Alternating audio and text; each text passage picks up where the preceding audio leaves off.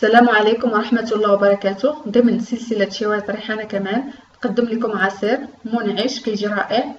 المكونات اللي فيه التفاح والجزر وعصير البرتقال. نخليكم مع المقادير وطريقة التحضير. المقادير: نص كيلو ديال الجزر مقشر محكوك رقيق، جوج ديال التفاحات مقشرين ومقطعين قطع صغيرة، 150 غرام ديال السكر سنيدة، ولتر من عصير البرتقال. الطريقه: كناخذ جوج كؤوس من عصير البرتقال،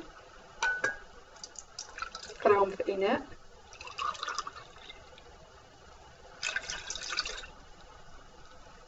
مع كميه السكر اللي عندي، كنوضعهم فوق النار كنستمر في التحريك حتى كينسجم السكر مع عصير البرتقال.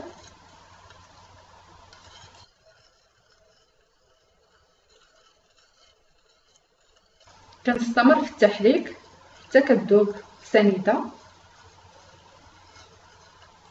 نضيف قطع التفاح، كنستمر في التحريك ايضا دائما الاناء كيبقى فوق النار. نضيف الجزر اللي كيكون مقشر ومحكوك رقيق،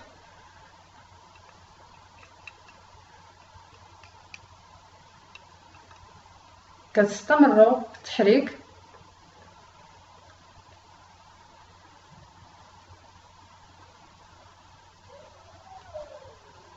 الجزر والتفاح غادي يتشربوا لنا هذاك العصير.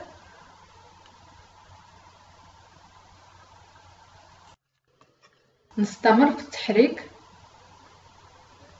مره.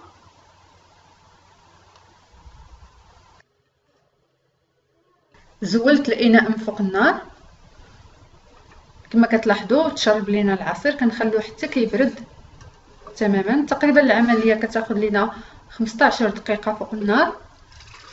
في كاس العصير كنوضع عصير البرتقال المتبقي، كنضيف ليه هاد المكونات اللي كتكون بردات بطبيعه الحال. كنفرغ المكونات كلها في الخلاط مع عصير البرتقال. من بعد ما فرغت المكونات كلها غادي نطحن العصير مزيان. بعد ما طحنت العصير كنفرغوه في اناء، كندخلو للثلاجه حتى كيبرد مزيان، كنقدمو بالصحه والراحه. الى عجبكم الفيديو شاركوني التعليقات ديالكم، بارطاجي واشتراك بالقناه. شكرا.